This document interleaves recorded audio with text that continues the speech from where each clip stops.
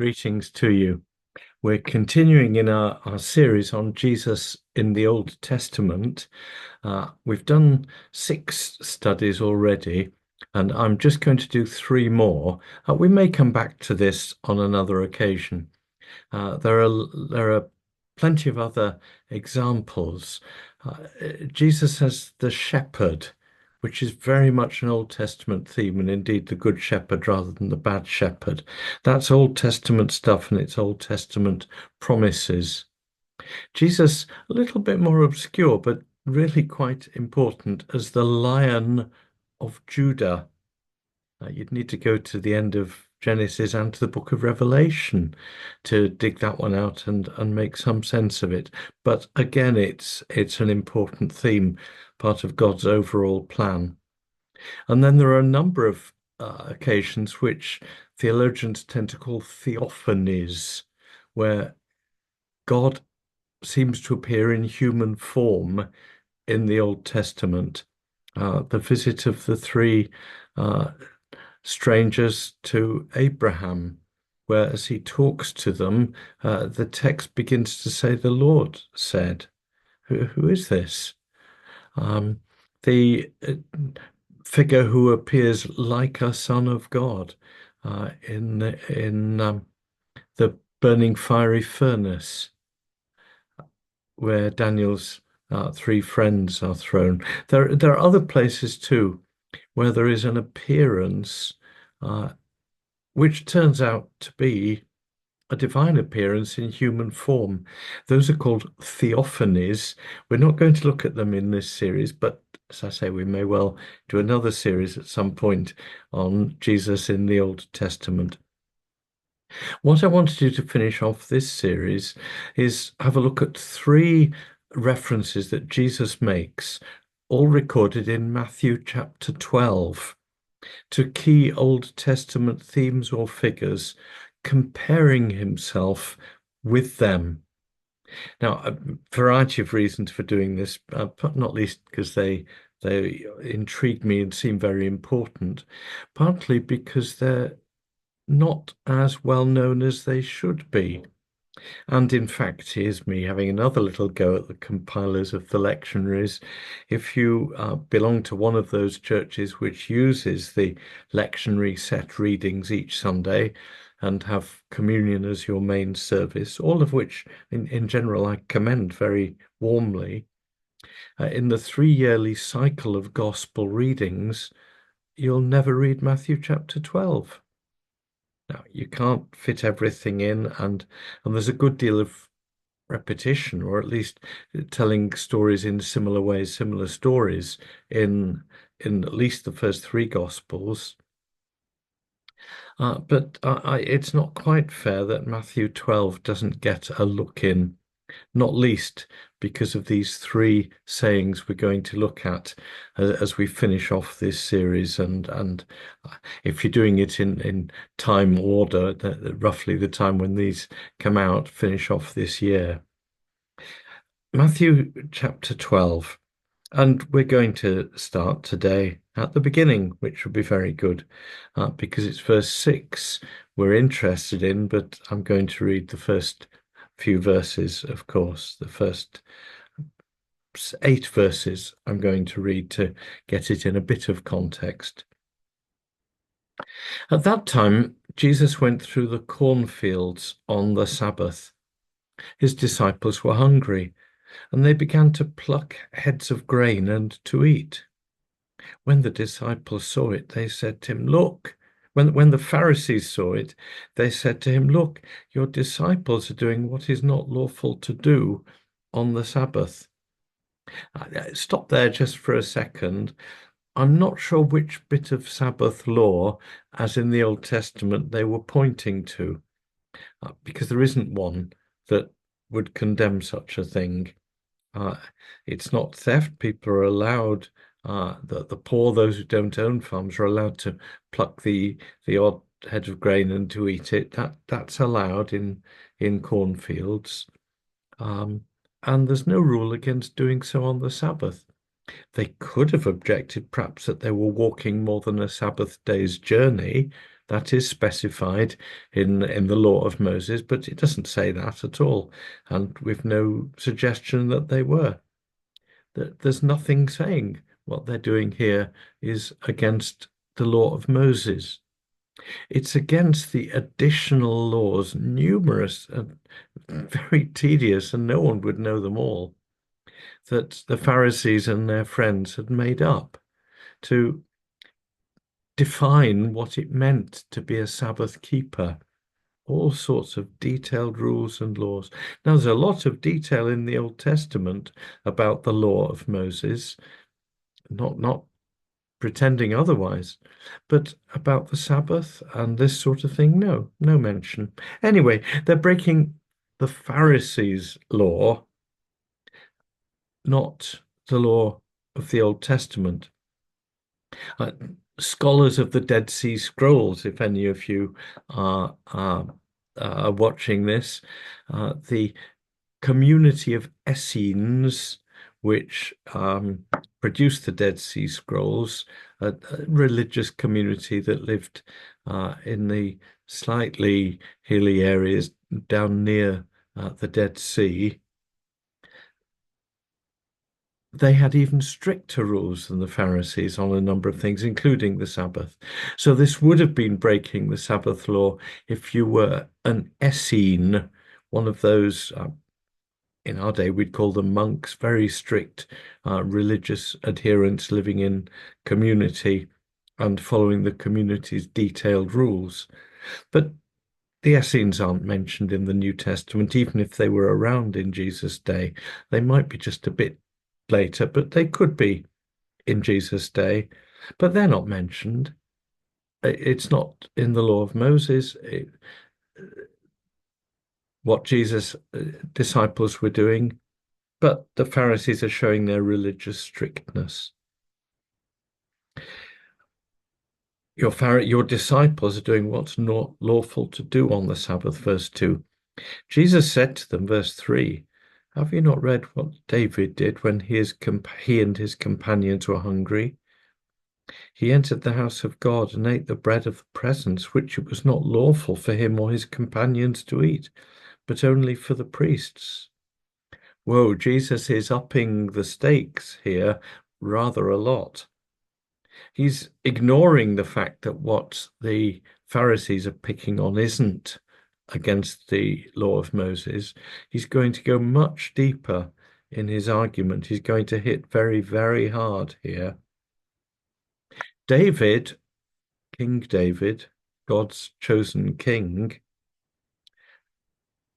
broke the law of Moses by eating the bread of the presence. Now you can look all the references up to that.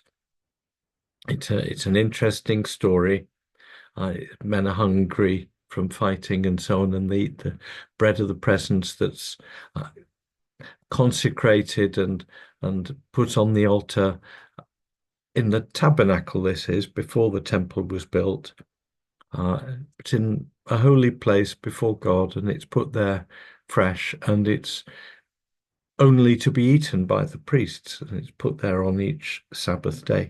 In fact, technically, the priests who put the bread there on the Sabbath day were breaking the law in doing so. But that was also in the law that they should do that. Some laws take precedence over others. And the laws allowing priests to do a degree of work in order for the worship of God to continue, the priest doing what others would describe as work on the Sabbath day, that was permitted. The general Sabbath law said you don't do this, you don't do this. But there were specific laws relating to the priests and the tabernacle, and in the time of Solomon when it was built, the temple. Specific laws which superseded other laws. That's always the case. It is not lawful to take life in almost every country, religion, whatever. There are circumstances when it is lawful for specific people in specific ways to take life. The obvious example is soldiers or or police or others protecting other people. Laws can be superseded by bigger laws. That's just a pattern of it. You can't take every detailed little law and pretend it always applies. Now, this isn't to say David as king is above the law. David is most definitely subject to the law. And when David commits adultery with Bathsheba, and when David sends Uriah, Bathsheba's husband, to his death, David is most certainly breaking the law of God, and he hears about it and he suffers for it. David is not above the law, but in some way, David's kingship and his call to be king, which is being resisted by Saul and others, David's kingship in some way makes it okay for him to break a relatively minor law that only priests could eat the bread of the presence in the tabernacle or in the temple. Jesus is pointing out that some laws are bigger than others. And the law, if you like, of David's kingship, or the law of feeding the hungry, which is what David is doing for his men, takes precedence over rules about bread in the tabernacle and the temple. Interesting. That's verse 4. Or have you not read, verse 5, in the law, that on the Sabbath the priests in the temple break the Sabbath and yet are guiltless? I've mentioned this already. As part of, if you're a very, very strict Sabbatarian or Lord's Day observer, as some Christians would have it these days, if you're a very strict Sabbatarian, some of what the priests do in the Old Testament, or the clergy, or others in the context of worship do, would be seen as breaking the law. But because it's done on the Sabbath and it's done as part of the worship of God in God's house, that is not seen as breaking the law. The law has a purpose, and the Sabbath law is to enable people to have a day of rest, to enable people to have a day free from their labors, a day to worship God. And that has to be enabled by those who facilitate the worship of God. That is, those who lead in the temple, or in our world, in the church. So however strict a Sabbatarian you might be, there's always allowance for some people and some circumstances where work has to be done. Jesus says you'd pull an animal out of a pit on the Sabbath, wouldn't you? Surely you will allow healing to take place on the Sabbath. No one is suggesting hospital emergency departments should be closed on a Sabbath or on a Sunday. It's okay in some circumstances to work on the Sabbath, says Jesus. And he uses the temple as an example. Now, then the law, originally it was the tabernacle, but it became the temple when that was built in the days of Solomon. Have you not read, this is verse 5 again, in the law, that on the Sabbath the priests in the temple break the Sabbath and yet are guiltless? Verse 6, I tell you, something greater than the temple is here. But if you'd known what this means, I desire mercy and not sacrifice, you would not have condemned the guiltless. For the Son of Man is Lord of the Sabbath.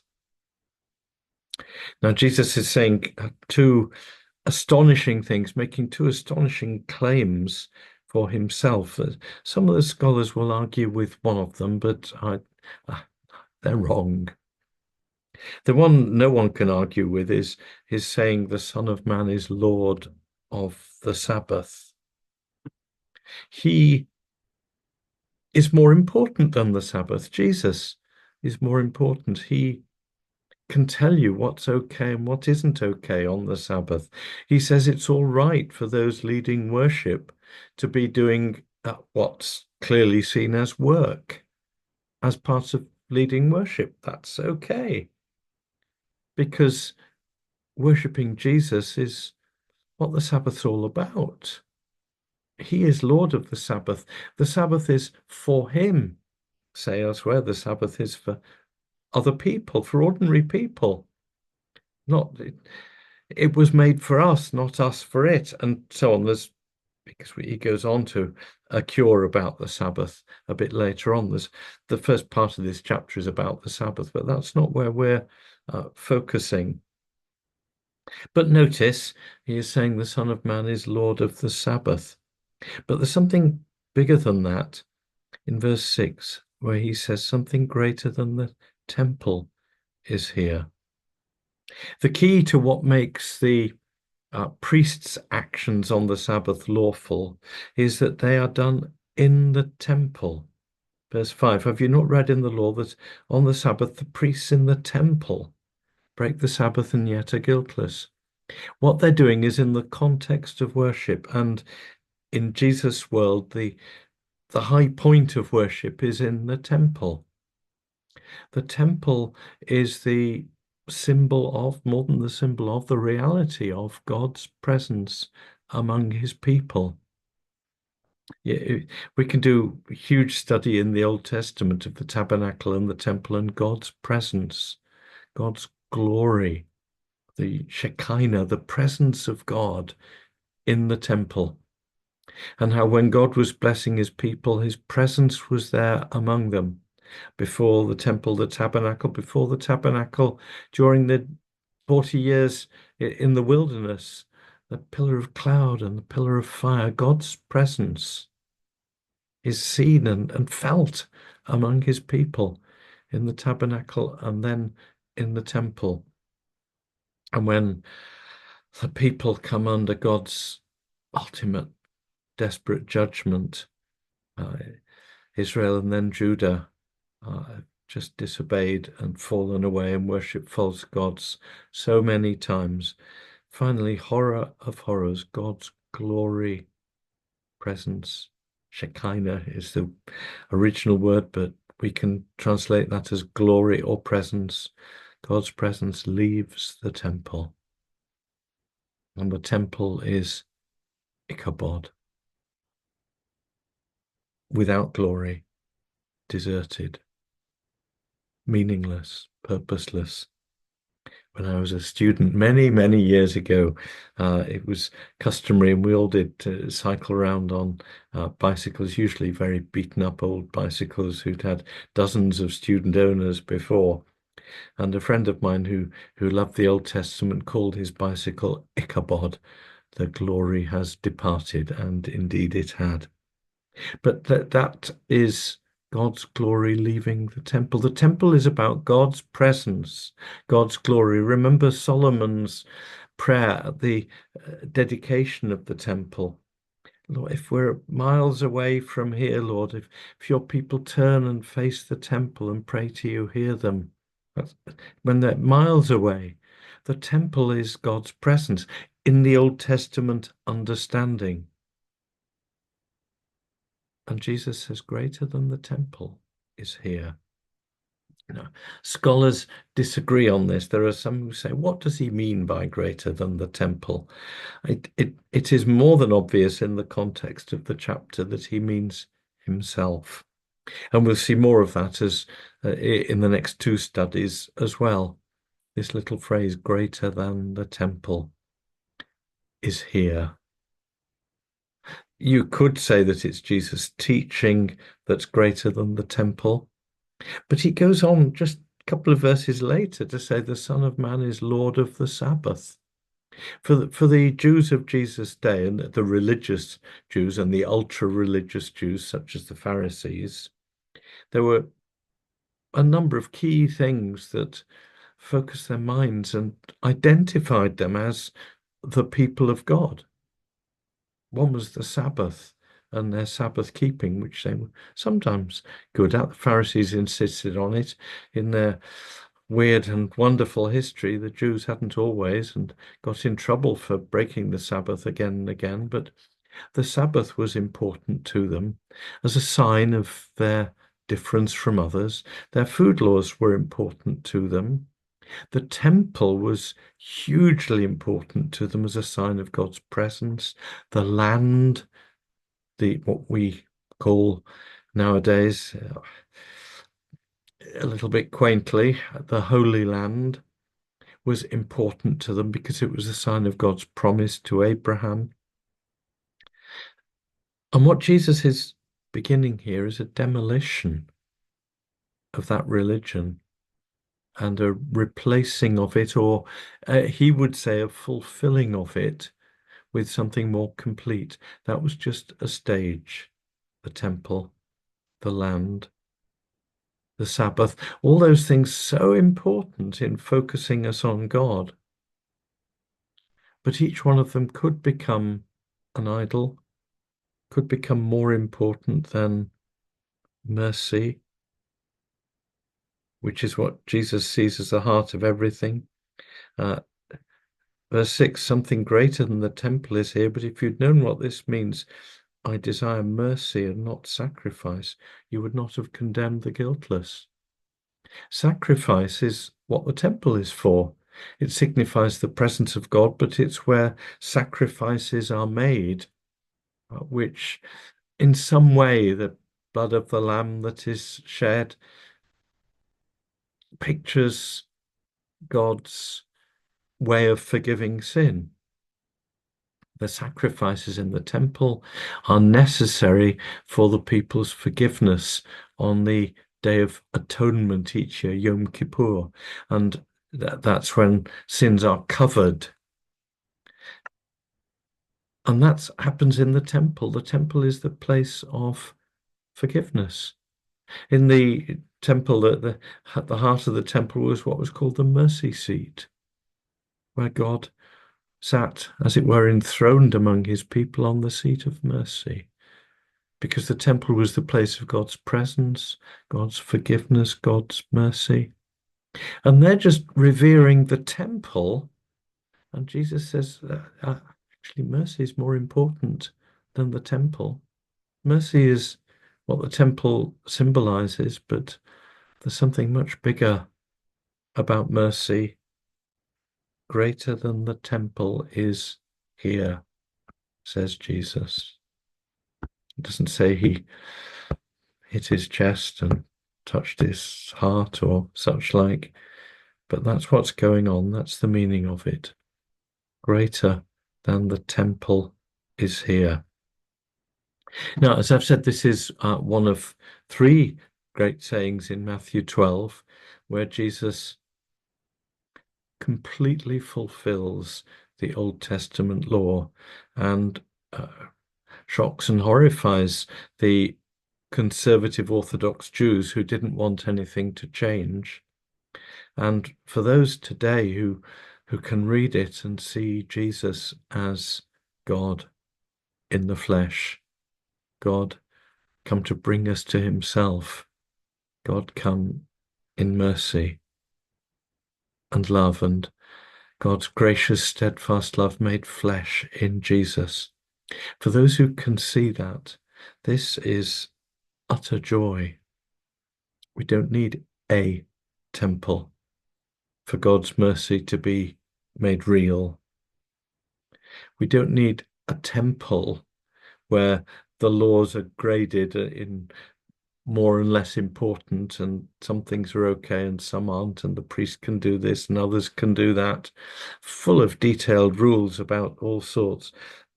We don't need that at the heart of mercy. We don't need daily sacrifices and annual huge sacrifices and special sacrifices and sin sacrifices and thank offerings and guilt sacrifices. All that, we don't need that. Because in Jesus we have one perfect offering on the cross. In Jesus we have God's presence. Where two or three are gathered in my name, there am I among them. He who has seen me has seen the Father. I will be with you always, to the close of the age. We have Jesus' presence. And it's not place dependent. It's not building dependent. It's not rule dependent. It doesn't depend on any of those things. Greater than the temple is here.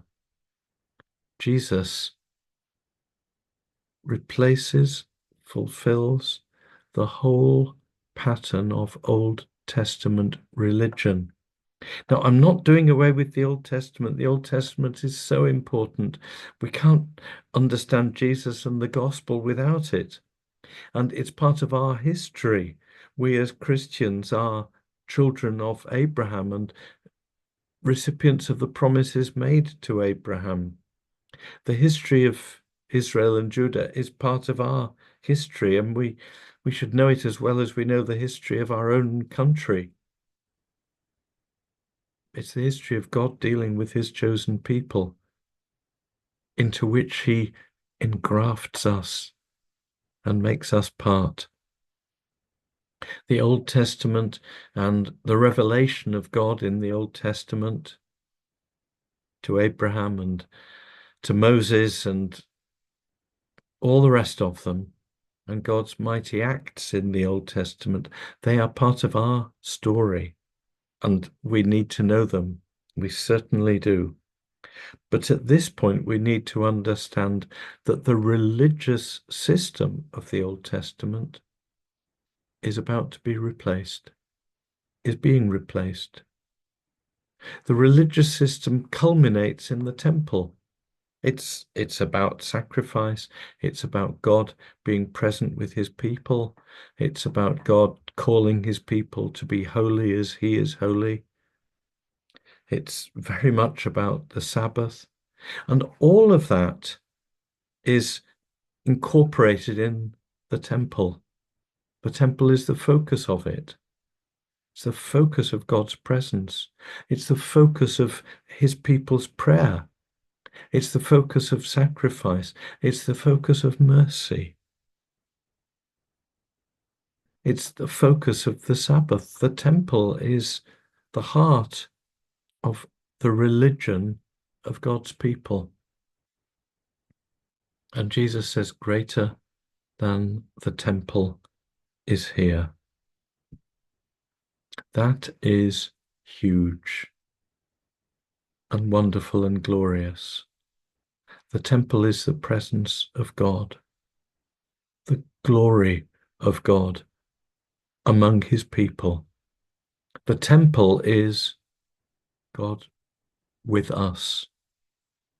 And Jesus, Emmanuel, Hebrew, God with us. Jesus is greater than the temple. Jesus replaces the temple. Jesus, to be slightly more theologically correct, Jesus fulfills the temple. And so it was that in the year 70 AD, the Roman Empire, fed up with Jewish rebellion and Jewish revolt, one after another, they destroy the temple. And yet access to God is not lost. Jesus has effectively destroyed the temple. When he was on the cross, the curtain of the temple was torn in two from top to bottom. That was the curtain that symbolized God's distance from his people. Only the high priest once a year could go through that curtain into the very presence of God. And yet from his crucifixion onwards, the most humble believer can enter the presence of God in Jesus, through Jesus, with Jesus. The temple had served its purpose on the day Jesus died, and the temple was destroyed by the Roman Empire a few decades later. Doesn't matter. The temple had served its purpose, and in Jesus we have greater than the temple. Praise him.